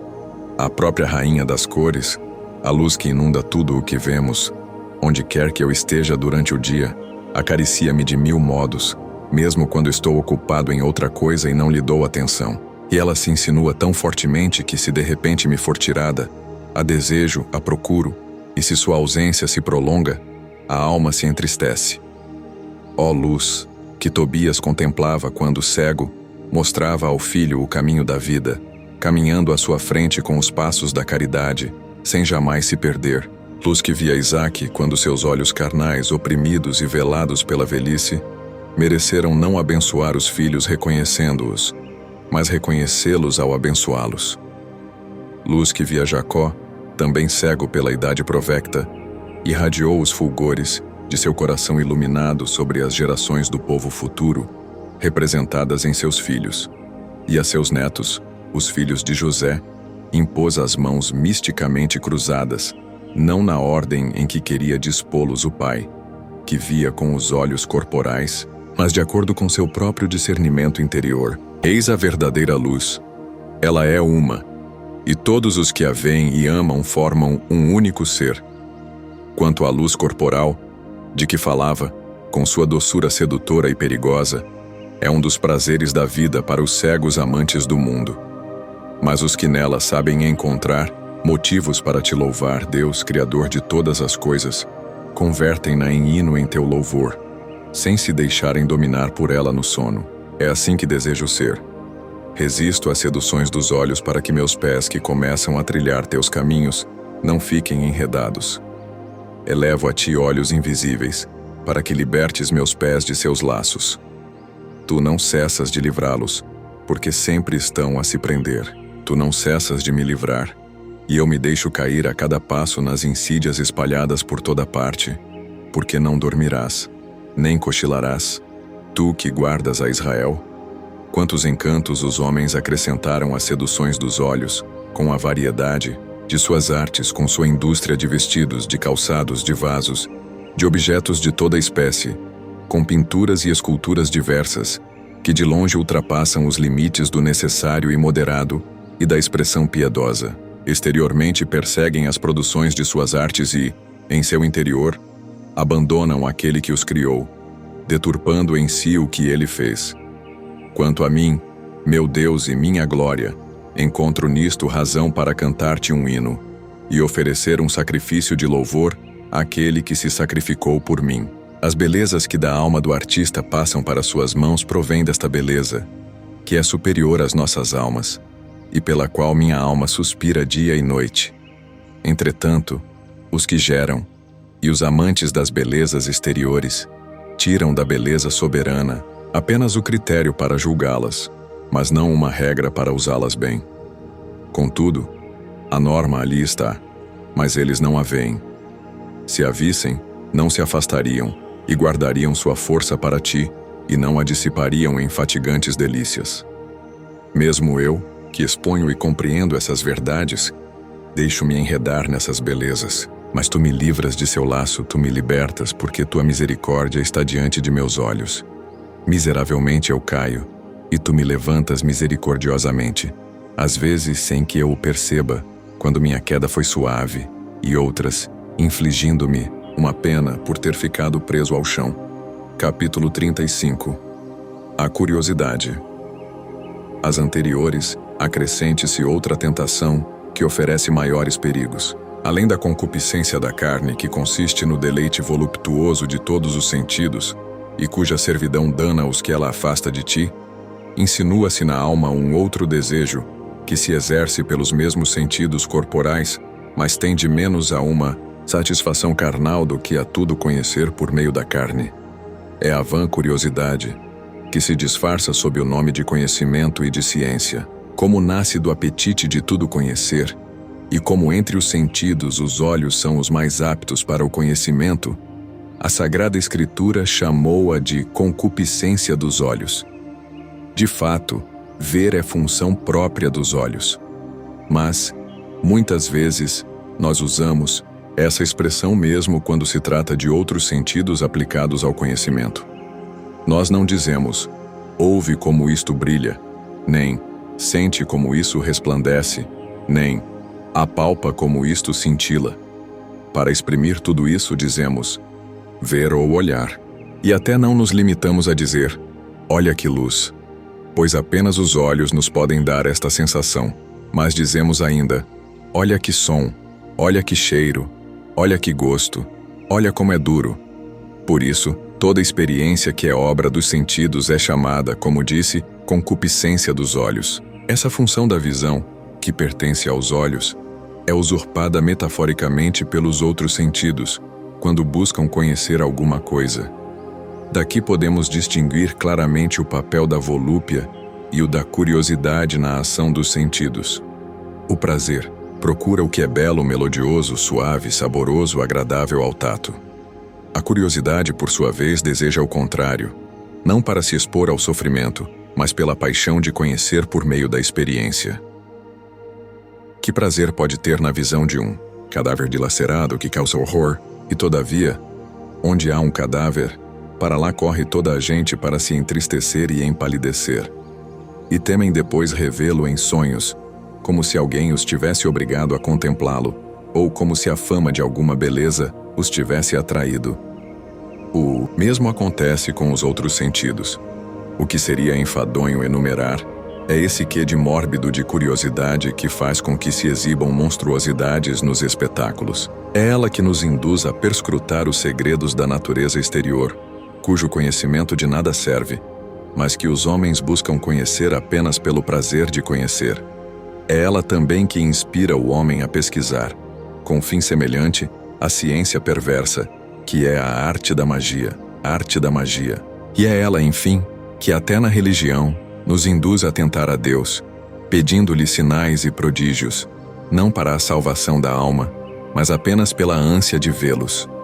Nessa imensa floresta, cheia de insídias e perigos, cortei e lancei para fora de meu coração muitos males, graças à força que me concedeste para tanto, Deus de minha salvação. Contudo, no turbilhão diário de tantas e tão variadas tentações que atormentam minha vida, quando ousarei dizer que nenhuma delas atrai mais minha atenção e não cativa minha vã curiosidade? Certamente que o teatro já não me atrai, nem me importo mais em conhecer o curso dos astros. Jamais, para obter uma resposta, consultei as sombras, pois detesto todos os ritos sacrílegos. Mas quantos artifícios inventa o inimigo para me tentar a que te peça algum milagre? A ti, Senhor, meu Deus, a quem devo servir humilde e simplesmente, eu te suplico por nosso Rei, por nossa pátria, a pura e casta Jerusalém, que o perigo de consentir nessas coisas, que até agora esteve longe de mim, se afaste cada vez mais. Mas, quando te peço a salvação de uma alma, a finalidade de meu intento é bem diferente. Ouve-me, pois, e concede-me a graça de seguir de bom grado tua vontade. Mas incontáveis são as pequenas e desprezíveis bagatelas que tentam cada dia nossa curiosidade. E quem poderá contar nossas quedas? Quantas vezes ouvimos contar banalidades? Toleramo-las de início para não magoar os fracos, e depois, aos poucos, ouvimo-las com atenção sempre crescente. Não vou mais ao circo para ver um cão correr atrás de uma lebre. Mas passando casualmente pelo campo e vendo algo assim, eis-me interessado pela caçada, talvez até distraindo-me de algum pensamento profundo. E se não chega a me fazer mudar o caminho do meu cavalo, desvio o curso do meu coração. Se após tal demonstração de minha fraqueza, tu não me alertares para que abandone esse espetáculo, elevando-me a ti por meio de alguma reflexão, ou desprezando tudo e passando adiante, ficaria ali, absorvido como um bobo. E que dizer quando, sentado em minha casa, observando uma lagartixa à caça de moscas, ou uma aranha que as enreda em sua teia? Acaso, por serem animais pequenos, a curiosidade que despertam em mim não é a mesma? É verdade que depois passo a te louvar, Criador admirável, ordenador do universo. Mas não foi esse o pensamento que primeiro me moveu. Uma coisa é levantar-se depressa, e outra é não cair. Dessas quedas está repleta minha vida, e minha única esperança está em tua infinita misericórdia. Nosso coração é o receptáculo de tais misérias, e traz em si grande quantidade de vaidades, que muitas vezes até interrompem e perturbam nossas orações. E enquanto em tua presença, levantamos a voz de nossa alma até teus ouvidos, tais pensamentos fúteis, vindos não sei de onde, vêm perturbar um ato tão importante. Capítulo 36. O orgulho. Terei também essa miséria como desprezível? Haverá algo que possa restituir-me a esperança, a não ser tua conhecida misericórdia, que começou a me transformar? Sabes o quanto já me transformaste, curaste-me primeiro da paixão da vingança, para perdoar-me também todos meus pecados, curar minhas fraquezas, resgatar minha vida da corrupção, conservar-me na piedade e misericórdia, e saciar dos teus bens meu desejo. Derrubaste meu orgulho pelo temor, dobrando minha cerviz a teu jugo. Agora eu trago o teu jugo, e o sinto suave, como prometeste e cumpriste. Na verdade, teu jugo já era suave, mas eu não o sabia quando receava tomá-lo sobre mim. Mas, Senhor, tu és o único que sabe mandar sem orgulho, porque és o único Senhor verdadeiro que não tem senhor. Diga-me, terá cessado em mim, se isso pode acontecer nesta vida, esta terceira espécie de tentação, que consiste em querer ser temido e amado pelos homens, com o único fim de obter uma alegria que não é alegria? Que vida miserável! Que arrogância indigna! Aí está o principal motivo por que não te amamos e tememos piamente. Por isso resistes aos soberbos, enquanto dás tua graça aos humildes. Trovejas contra as ambições do mundo, e faz abalar as montanhas até suas raízes.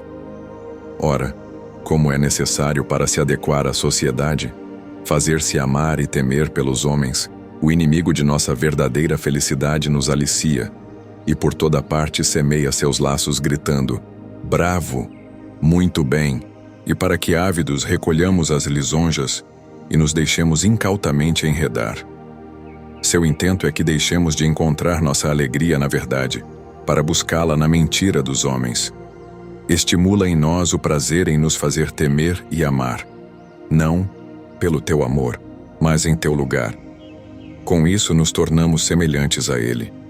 Não unidos na caridade, mas partilhando de suas penas. Ele quis fixar sua morada no Aquilão, vento gelado do norte, para que nós, nas trevas e no frio, servíssemos o perverso e sinuoso imitador de teu poder. Nós, Senhor, somos teu pequeno rebanho. Sê nosso dono. Estende tuas asas para nosso refúgio. Sê nossa glória. Que nos amem por tua causa e que tua palavra seja observada por nós. Quem busca o louvor dos homens, quando tu o reprovas, não será por estes defendido quando o julgares, nem poderá subtrair-se a tua condenação. Mas quando não se louva um pecado pelos desejos de sua alma, nem se abençoa quem pratica iniquidades, mas te louva um homem pelos dons que lhe concedeste, se ele se compraz mais no louvor do que no dom que lhe atrai os louvores. Tu o reprovas, a despeito dos louvores que recebe dos homens. E quem o louva é melhor do que é louvado, porque um se agradou com o dom de Deus, e o outro alegrou-se com o dom do homem. Capítulo 37. A tentação do orgulho. Todos os dias somos acometidos por estas tentações, Senhor. Somos tentados sem trégua. Os louvores dos homens são a fornalha onde todos os dias somos postos à prova.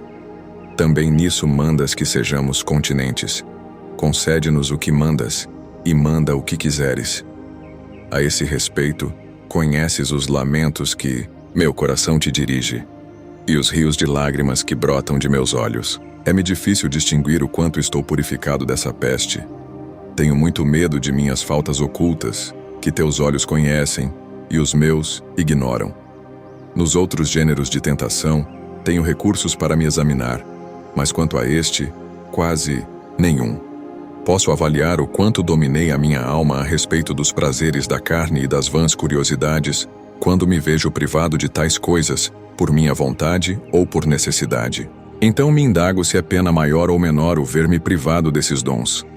Quanto à riqueza, ambicionada apenas para satisfazer a uma, duas ou todas as três paixões, no caso em que a alma não perceba se as despreza quando as possui, depende só dela renunciar a elas para provar seu desapego. Todavia, para nos privar dos louvores e provar nosso poder sobre eles, será talvez necessário levar uma vida má, infame, horrível, a ponto de ninguém nos conhecer sem nos detestar? Pode-se dizer ou conceber maior insanidade? Se o louvor deve habitualmente acompanhar uma vida boa e de boas obras, não será por isso que deveremos abandonar a vida exemplar. Contudo, para distinguir se a privação de um bem me é indiferente ou penosa, é preciso que me prive desse bem. Então, Senhor, que devo confessar-te quanto a tais tentações, que tenho em grande apreço o louvor, mas agrada-me mais a verdade. Pois se tivesse que escolher entre duas situações, ser louvado pela minha loucura ou por meus erros, ou ser escarnecido por todos pela minha firme certeza da verdade, bem sei o que escolheria. Contudo, não gostaria que a aprovação alheia aumentasse para mim a alegria que sinto pelo pouco bem que faço. Mas tenho de te confessar que não só o louvor a aumenta, mas também que o vitupério a diminui. Quando me sinto perturbado por essa miséria, uma desculpa surge em mim. Só tu sabes, Senhor, se ela é válida, porque a mim me deixa perplexo. De fato, não nos ordenaste apenas a continência, que nos ensina a afastar certas coisas de nós, mas também a justiça, que direciona nosso amor. Não quiseste que amássemos somente a ti, mas também o nosso próximo. Ora, às vezes me parece que é o aproveitamento e as esperanças de que o próximo dá mostra que me encantam, quando me regozijo com um elogio inteligente, e que, pelo contrário, é sua maldade que me entristece, quando o ouço censurar o que ignora ou o que é bom. Às vezes também me entristeço com os elogios que me fazem, quando louvam em mim qualidades que me desagradam, ou quando dão muita importância a qualidades medíocres e secundárias. Mas repito, Como saber se o desagrado não provém de minha repugnância pelo louvor que destoa do meu juízo a respeito de mim mesmo? Não que seu interesse me preocupe, mas pelo maior agrado que sinto quando o bem que amo em mim é amado pelos outros. De algum modo não me considero louvado quando o elogio contradiz a opinião que tenho de mim mesmo. Quer o encômio seja para o que me desagrada, quer exagerando o valor do que pouco me agrada. Serei, pois, sobre isso tudo, um enigma para mim mesmo. Mas é em ti, ó verdade, que percebo que devo me alegrar com os louvores que me dirigem, não em meu interesse, mas no interesse do próximo. Não sei se é este o meu caso, pois neste assunto me conheces melhor do que eu mesmo. Suplico-te, meu Deus, que me deis a conhecer a mim mesmo, para que eu possa confessar a meus irmãos, dispostos a orar por mim, as chagas que acharem em mim. Faze que me examine com mais diligência. Se for de fato o bem do próximo que me alegra quando me louvam, por que sou menos sensível ao vitupério injustamente feito a outro do que se fosse a mim? Por que o aguilhão da injúria me faz sofrer, mais do que injúria igualmente injusta feita a uma outra pessoa diante de mim? Acaso também ignoro isto? Deveria então concluir que me iludo e que meu coração e minha língua burlam diante de ti a verdade? Afasta de mim, Senhor, esta loucura, para que minhas palavras não sejam para mim óleo de pecador, para ungir minha cabeça. Capítulo 38. A vanglória. Sou pobre e necessitado, e só melhoro quando, com gemidos íntimos e com desagrado de mim mesmo, busco tua misericórdia, até que minha indigência seja reparada e sanada com a paz que o olho soberbo ignora. Todavia, as palavras de nossa boca, ou nossos atos conhecidos dos homens, encerram uma tentação muito perigosa, filha do amor dos louvores que, para nos iludir com certa excelência, recolhe e mendiga os aplausos alheios. A vanglória me tenta, até quando há crítico em mim, e é por isso mesmo que eu a desaprovo. Muitas vezes, por excesso de vaidade, há quem se glorie até mesmo do desprezo da vanglória. Mas de fato não é mais do desprezo da vanglória que se orgulha, porque ninguém a despreza quando se gloria de a desprezar. Capítulo 39. O amor próprio. Há ainda entre nós, profundamente assentada, outra tentação do mesmo gênero, que torna vãos aqueles que se comprazem de si mesmos, ainda que não agradem aos outros, ou até lhes desagradem, ou sequer procuram lhes agradar. E quanto mais enfatuados estejam consigo mesmos, mais desagradam a ti, não só ao se gloriarem dos males como se fossem bens, mas sobretudo quando se gloriam de teus bens como se fossem deles, ou quando, reconhecendo-os em si, eles os atribuem a seus merecimentos. Ou ainda quando, atribuindo-os à tua graça, eles não os gozam amigavelmente com os demais, gestando ciúmes e inveja. Em todos estes perigos e provas, tu vês o temor de meu coração, e sinto que são mais as feridas que curas em mim do que as que inflijo a mim mesmo. Capítulo 40. A procura de Deus. Quando deixaste de me acompanhar, ó verdade, para me ensinar o que eu devia evitar ou procurar, sempre te consultei a ti submetendo dentro da minha limitação, meus medíocres pontos de vista, percorri com os sentidos como pude o mundo exterior. Observei a vida de meu corpo e os meus próprios sentidos. Depois adentrei nas profundezas da memória em seus múltiplos domínios, tão maravilhosamente repletos de inúmeras riquezas. Observei tudo isso estupefato. Sem teu auxílio nada poderia distinguir, mas reconheci que nada disto eras tu. Nem era eu o descobridor de todas essas coisas. Me esforcei para distingui-las e avaliá-las em seu devido valor, recebendo-as através dos sentidos e interrogando-as. Senti outras coisas unidas a mim, e as examinei, assim como aos sentidos que as traziam. Revolvi as vastas reservas da memória, analisando certas lembranças, guardando umas e trazendo outras à luz. Porque tu és a luz permanente que eu consultava, sobre a existência, o valor e a qualidade de todas as coisas, e eu ouvia teus ensinamentos e tuas ordens. Costumo fazê-lo muitas vezes, pois essa é a minha alegria. E sempre que meus trabalhos me permitem algum descanso, refugio-me nesse prazer. Em nenhuma dessas coisas que percorro consultando-te, encontro lugar seguro para minha alma senão em ti. Só em ti se reúnem meus pensamentos esparsos, sem que nada meu se aparte de ti. Às vezes me fazes conhecer uma extraordinária plenitude de vida interior, de inefável doçura que, se chegasse à contemplação, não seria certamente compatível com esta vida. Mas torno a cair nesta baixeza, cujo peso me acabrunha. Volto a ser dominado pelos meus hábitos que me têm cativo, e apesar de minhas lágrimas não me libertam. Tão pesado é o fardo do hábito. Não quero estar onde posso e não posso estar onde quero. Miséria em ambos os casos. Capítulo 41. Deus e a mentira. Examinei minhas fraquezas de pecador nas 3 formas de concupiscência e invoquei tua destra para me salvar. Apesar de ter coração ferido, vi teu esplendor e, forçado a recuar, disse: quem pode chegar lá? Fui lançado para longe de teus olhos. Tu és a verdade que preside a todas as coisas, e eu, minha avareza, não queria perder-te, mas queria possuir ao mesmo tempo a ti e a mentira, como os que não querem mentir a ponto de perderem a noção de verdade. Assim te perdi, porque não admites, nem nenhum coração, conviver com a mentira. Capítulo 42. Os neoplatônicos e o caminho para Deus. Poderia eu encontrar alguém que me reconciliasse contigo? Deveria eu recorrer aos anjos? E com que orações, com que ritos? Ouvi dizer que muitos dos que se esforçam para voltar a ti e que não conseguiam por si mesmos, tentaram este caminho e caíram na curiosidade de visões estranhas, recebendo, por isso, o justo castigo das ilusões.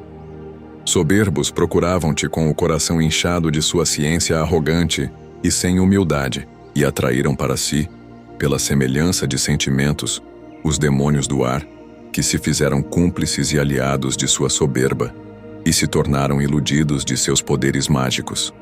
Procuravam um mediador para purificá-los, mas não o encontraram, senão ao demônio transfigurado em anjo de luz, que justamente por não possuir corpo de carne, seduziu-lhes fortemente a carne orgulhosa. Eram eles mortais e pecadores, e tu, Senhor, com quem eles procuravam com soberba reconciliar-se, és imortal e sem pecado. Era necessário que o mediador entre Deus e o homem tivesse alguma semelhança tanto com Deus como com os homens, pois, se assemelhasse apenas aos homens, estaria muito longe de Deus, e, se assemelhando só a Deus, estaria muito longe dos homens. Em ambos os casos, não poderia ser mediador. E aquele falso mediador que é o demônio, a quem teus ocultos juízos permitem que iluda a soberba, tem de comum com os homens apenas uma coisa, isto é, o pecado. Finge, contudo, ter algum traço em comum com Deus, e como não está revestido de carne mortal, pretende ser imortal. Mas como a morte é o salário do pecado, ele tem isso em comum com os homens. Como eles, ele é condenado à morte. Capítulo 43. Cristo, o único mediador. O verdadeiro mediador que tua insondável misericórdia enviou e revelou aos homens, para que aprendessem a humildade pelo seu exemplo, é esse mediador entre Deus e os homens, o homem Jesus Cristo. Apareceu como intermediário entre os pecadores mortais e o justo imortal, mortal como os homens e justo como Deus. E como a vida e a paz são a recompensa da justiça, pela justiça que o une a Deus, ele suprimiu a morte entre os ímpios justificados e quis compartilhá-la com eles. Foi revelado aos santos dos antigos tempos, para que eles se salvassem pela fé em sua paixão futura, como nós nos salvamos pela fé em sua paixão passada. De fato, só é mediador enquanto homem. Enquanto verbo, não é intermediário, por ser igual a Deus, Deus em Deus e ao mesmo tempo Deus único. Como nos amaste, Pai bondoso, não poupando teu Filho único, o entregaste por nós pecadores. Ó, como nos amaste! Foi por amor a nós que teu filho, que não considerava rapina o ser igual a ti, submeteu-se até a morte de cruz. Ele era o único livre entre os mortos, tendo o poder de dar sua vida e de novamente retomá-la. Por nós se fez diante de ti vencedor e vítima. Por nós diante de ti se fez sacerdote e sacrifício. E sacerdote porque ele era o sacrifício. De escravos, fez de nós teus filhos. Nascidos de ti se fez nosso escravo. Com razão ponho nele a firme esperança que curarás todas as minhas enfermidades por intermédio dele, que está sentado à tua direita e intercede por nós junto de ti. De outro modo desesperaria, pois são muitos e grandes meus males. Porém, mais poderoso é o poder do teu remédio. Poderíamos pensar que teu verbo estava muito longe para se unir ao homem e desesperar de nós, se ele não se tivesse feito carne, habitando entre nós. Atemorizado por meus pecados e pelo peso de minhas misérias, meditei o projeto de fugir para o ermo, mas tu te opuseste e me fortaleceste dizendo: Cristo morreu por todos, para que os viventes já não vivam para si, mas por aquele que morreu por eles. Eis, Senhor, que lanço em ti os cuidados da minha vida, e contemplarei as maravilhas da tua lei. Conheces minha ignorância e minha fraqueza. Ensina-me, cura-me. Teu Filho único, em que estão escondidos todos os tesouros da sabedoria e da ciência, me remiu com sangue. Não me caluniem os soberbos, porque eu conheço bem o preço de minha redenção. Como o corpo e bebo o sangue da vítima redentora, distribua aos outros. Pobre desejo saciar-me dela em companhia daqueles que a comem e são saciados. E louvarão ao Senhor os que o buscam,